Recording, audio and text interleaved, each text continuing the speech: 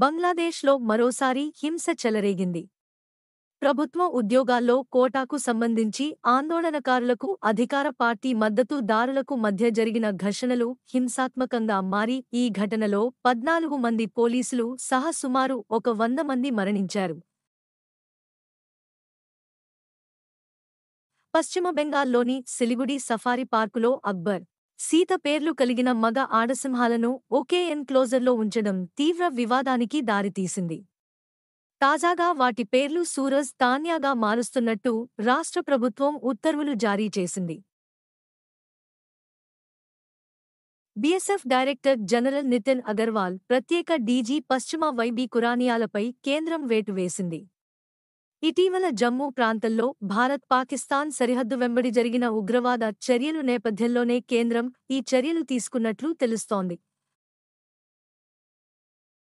అటల్ మారథాన్లో 2023-24 సంవత్సరానికి online project పోటీల్లో ఏపీకి 2వ ర్యాంకు లభించినట్లు Samagra Shiksha Abhiyan project director SPD Srinivas Rao తెలిపారు. ఇది ఏటా నీతి ఆయోగ్ అటల్ ఇన్నోవేషన్ ఆధ్వర్యంలో నిర్వహించే కార్యక్రమం. కేంద్ర ఆరోగ్య కుటుంబ సంక్షేమ శాఖ సహాయ మంత్రి అనుప్రియ పాటిల్ చేతుల మీదుగా తెలంగాణ జీవన్ దాన్ ఇన్ఛార్జ్ స్వర్ణలత జాతీయ పురస్కారం అందుకున్నారు.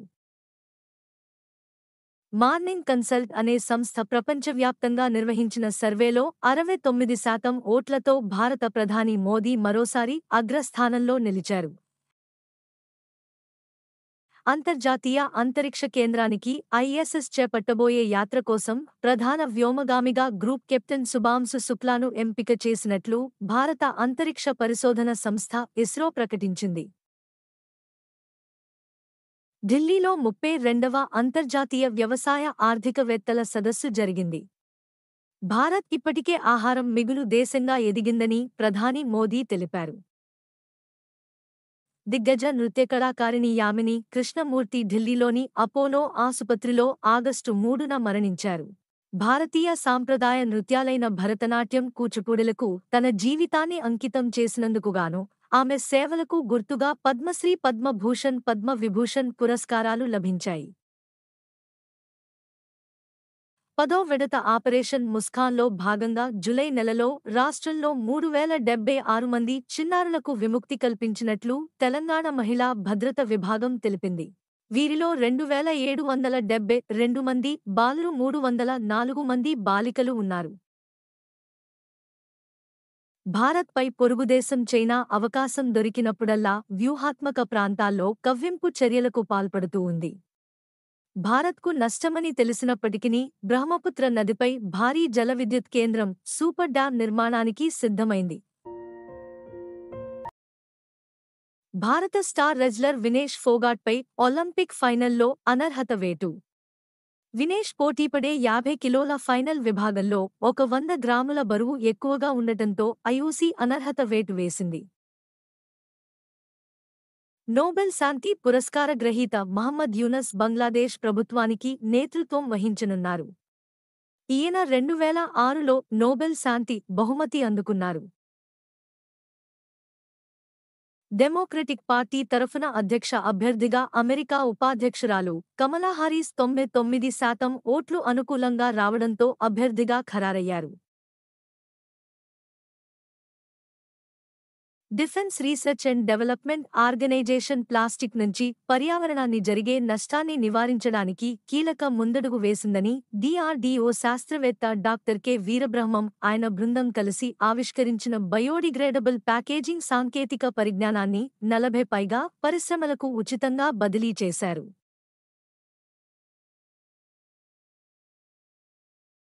State bank of India SBI చైర్మన్గా తెలుగు వ్యక్తి చల్లా శ్రీనివాసులు శెట్టిని కేంద్ర ప్రభుత్వం నియమించింది.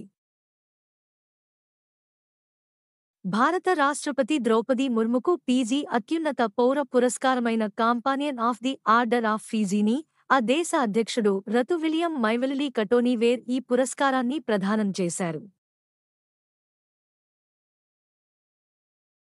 భారత అపురూప పాలరాతి కట్టడం అయిన తాజ్ మహల్ ప్రధాన సమాధి వద్దకు నీటి సీసాలను తీసుకెళ్లడాన్ని archaeological survey of India ASI నిషేధించింది.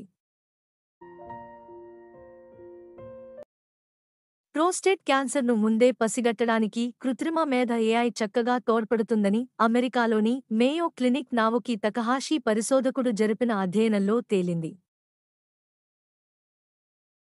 జీవరసాయన శాస్త్రవేత్త గోవింద రాజన్ పద్మనాభంకు తొలి విజ్ఞాన రత్న పురస్కారాన్ని భారత ప్రభుత్వం ప్రకటించింది. శాస్త్ర సాంకేతిక రంగాల్లో పరిశోధనలు నవ్యావిష్కరణలకు కృషి చేసే వారికోసం కేంద్రం ఈ ఏడాది నుంచి కొత్తగా ప్రారంభించిన విజ్ఞాన్ అవార్డులకు పలువురు ప్రముఖులని ఎంపికయ్యారు. పారిస్ ఒలింపిక్స్లో భారత హాకీ జట్టు కాంస్య పతకం సాధించింది. గురువారం జరిగిన కాంస్య పతక పోరులో 2-1తో స్పెయిన్పై గెలుపొందింది.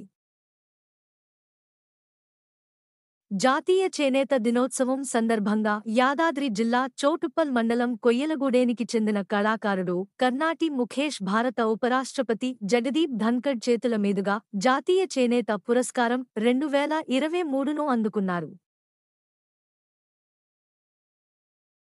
ఒలింపిక్స్ ముగింపు కార్యక్రమంలో పతాకధారిగా భారత యువ షూటర్ మను భాకర్ పాటు సీనియర్ హాకీ గోల్ కీపర్ శ్రీజేష్కు కూడా ఈ అవకాశం దక్కింది. తీవ్రమైన ఒత్తిడి అలసట కారణంగా పారిస్ ఒలింపిక్స్లో వెండి పతకాన్ని గెలుచుకున్న దక్షిణ కొరియా షూటర్ కిమ్ ఏ జీ ప్రెస్ మీట్లో కళ్లు తిరిగి పడిపోయారు. భారతదేశం వెలుపల ఎంతో గుర్తింపు పొందిన కళాశాలల్లో ఒకటైన California Ayurveda college CCA America Hindu విశ్వవిద్యాలయం హెచ్యుఏలో విలీనమైంది. దేశ సివిల్ సర్వీసులలో అత్యున్నత పదవిగా గుర్తింపు పొందిన కేంద్ర క్యాబినెట్ కార్యదర్శిగా 1987 బ్యాచ్ తమిళనాడు క్యాడర్ ఐఏఎస్ అధికారి టివి సోమనాథన్ నియమితులయ్యారు. భారత రాష్ట్రపతి ద్రౌపది తిమోర్ లెస్ట్ అత్యున్నత పౌర పురస్కారం grand caller of the order అందుకున్నారు. తిమోర్ లెస్ట్ అధ్యక్షుడు రామోస్ హార్తా ఈ అవార్డును ముర్ముకు అందజేశారు.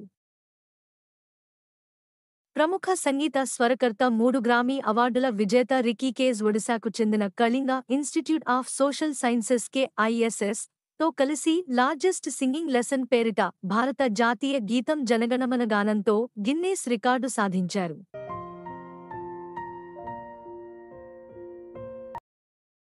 చిన్నారుల్లో పౌష్టికాహార లోపాన్ని గుర్తించేందుకు IIIT హైదరాబాద్ పరిశోధకులు కృత్రిమ మేధ ఏఐను అనుసంధానించిన సాక్షం మొబైల్ యాప్ను రూపొందించారు. మాజీ దౌత్యవేత్త, కాంగ్రెస్ నేత కేంద్ర మాజీ మంత్రి నట్వర్ సింగ్ గురుగ్రామ్లోని మేదాంతా ఆసుపత్రిలో చికిత్స పొందుతూ మరణించారు.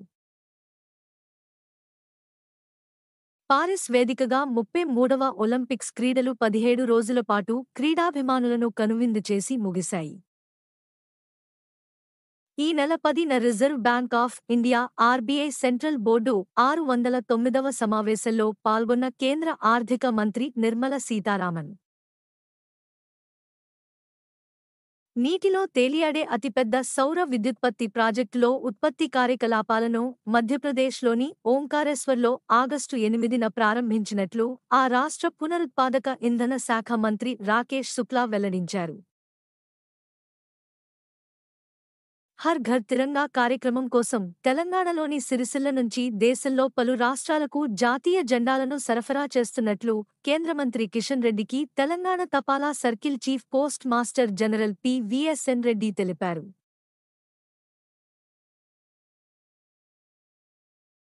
అత్యధిక దిగుబడులనిచ్చే పోషకాలు కలిగిన 109 రకాల నూతన వంగడాలని ప్రధాని మోదీ ఢిల్లీలోని పుస క్యాంపస్లో ఆవిష్కరించారు. రైతుల ఆదాయాన్ని పెంపొందించే లక్ష్యంతో ఈ వంగడాలను భారత వ్యవసాయ పరిశోధన మండలి ICAR అభివృద్ధి చేసింది. అవినీతి కేసులో నిర్దోషిగా బంగ్లాదేశ్ తాత్కాలిక ప్రభుత్వ సారథిగా 3 రోజుల క్రితం బాధ్యతలు చేపట్టిన మహమ్మద్ యూనస్కు ఓ అవినీతి కేసు నుంచి విముక్తి లభించింది.